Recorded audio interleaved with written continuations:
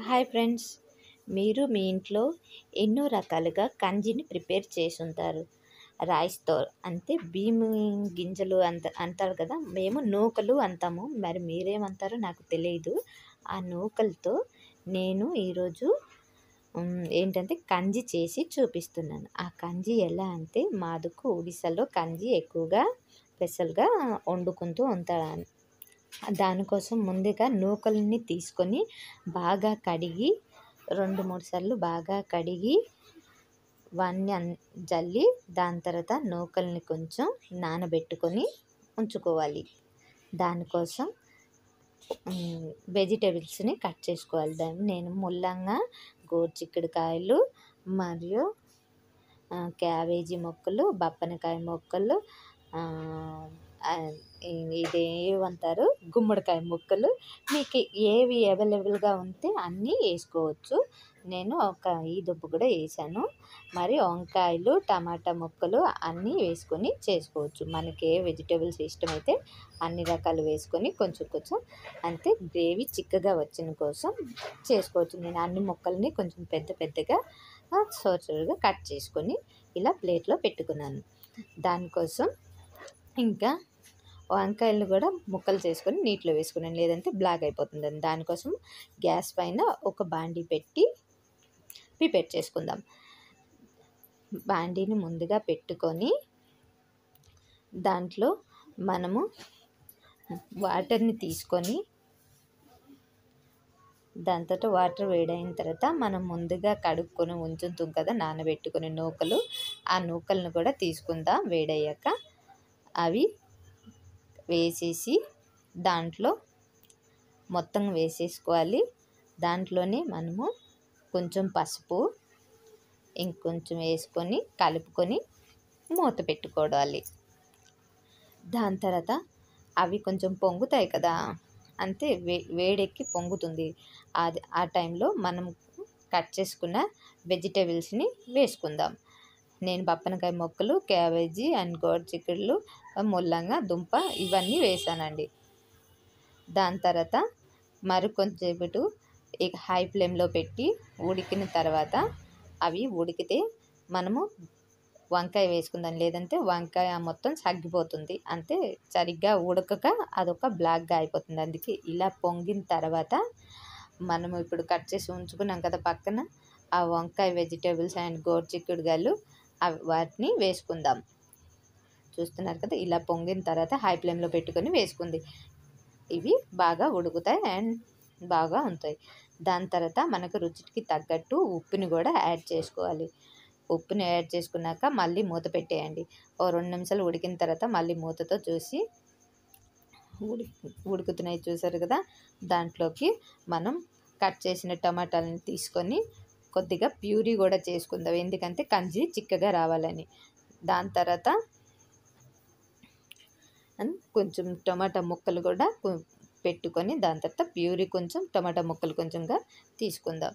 నేను ఈ ముక్కలు చూపిస్తున్నాను కదా, ఇందులోటివి కొంచెం ప్యూరీ చేశాను. మరి ఒక 4, 5 ముక్కలు ఉంచుకున్నాను. దాంతో పెద్ద పెద్దగా కట్ చేసుకున్నాను. ఆ పెద్ద పెద్ద 4 ముక్కలు మాత్రమే ఉంచుకొని చిన్న ముక్కలన్నీ ప్యూరీ చేసేసాను. గ్రైండర్లో వేసుకొని ప్యూరీ చేసుకొని దాని తర్వాత చూస్తున్నారు కదా, దాని తర్వాత ఒక కప్లో వేసుకున్నాను. కప్లో వేసుకుంది మొత్తం. ఇప్పుడు ఈ ముక్కలు మాత్రం యాడ్ చేద్దాం. ఇప్పుడు కంజిలో మూతను తీసి ముందుగా మనం ఒకసారి కలుపుకొని ముక్కలు ఎలా ఉడికాయో చూద్దాం. నూకలు మొత్తం ఉడికిపోయాయండి. కంజి ప్రిపరేషన్ ఆల్మోస్ట్ అయిపోయింది. మరి ఇంకా 15 నిమిషాల లోపు అయిపోతుంది. అందుకనే ఇప్పుడు ప్యూరీని యాడ్ చేసుకుందాం. హై ఫ్లేమ్లో పెట్టుకొని ప్యూరీని యాడ్ చేసుకోండి. దాని తర్వాత టమాటా ముక్కలు కూడా పెట్టుకోండి. తొందరగా ఉడికిపోయాక దాని తర్వాత 2 మాడి బద్దలు కూడా వేసుకోండి. అంతే, కంజిని కొంచెం పులుపుగా ఉంటుంది. మనం చింతపండు ఏమీ యాడ్ చేయడం లేదు కదా, అందుకోసమని 2 మాడి బద్దలని వేసుకుంటున్నాం. దాని తర్వాత ఇలా కలుపుకున్నాక మళ్ళీ కొంచెం చిక్కబడేదాకా లో ఫ్లేమ్లో మరి కొంచెంగా ఉడికిపెట్టుకుందాం. చూస్తున్నారు కదా, అన్నీ ఉడికిపోయాయి అండ్ గ్రేవీ కూడా కొంచెం చిక్కగా వచ్చి మరొక 10 నిమిషాలు ఉడకబెట్టుకుంటే గ్రేవీ మరి కొంచెం చిక్కబడుతుంది. అండ్ ముక్కలు కూడా చూస్తున్నారు కదా, ముక్కల పులుసులా కనిపిస్తుంది. కాకపోతే ఇది కంజండి. మరొక 5-10 నిమిషాల్లో పూర్తయిపోతుంది. ఇప్పుడు ఇలా ఉడుకుతుండగానే మనము ముక్కల్ని టెస్ట్ చేసుకుందాం ఉడికాయో లేదో అని. కొంచెం ఇప్పుడు చూస్తున్నారు కదా, ముక్కలు ఉడికిపోయాయి. అన్ని ముక్కల్ని నేను చూపిస్తున్నాను మీకు. అన్నీ ఉడికిపోయాయి కదా.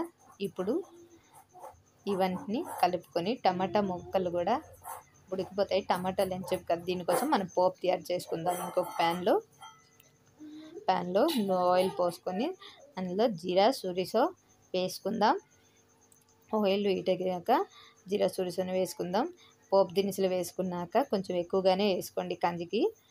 దాని తర్వాత 2 ఎండుమిర్చి, దాని తర్వాత మనం కొట్టుకున్న తెల్లుల్లిపాయ కొంచెం కచ్చగా దంచుకొని వేసుకుంటున్నాను. ఇంకా దీంట్లో ఇంగువ కూడా వేసుకోండి. అండ్ పచ్చిమిర్చి కూడా వేసుకోండి, ఎందుకంటే మనం కారం ఏమీ యాడ్ చేయలేదు. దాంట్లోనే కరివేపాకు కూడా కొంచెం వేసాను. దీంట్లో ఇంకొంచెం స్ప్రింగ్ ఆనియన్ కూడా యాడ్ చేసుకుంటే బాగుంటుందని తీసుకొస్తున్నాను. స్ప్రింగ్ ఆనియన్ ఇవన్నీ కలిపాక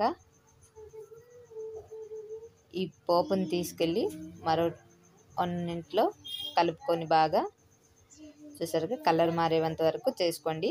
దాని తర్వాత పోపుని తీసుకెళ్ళి కంజిలో వేసేద్దాం. పోపుని వేసాక కంజికి మూత పెడితే ఆ సువాసన అనేది అలాగే ఉంటుంది, ఎక్కడికి వెళ్ళకుండా. లేదంటే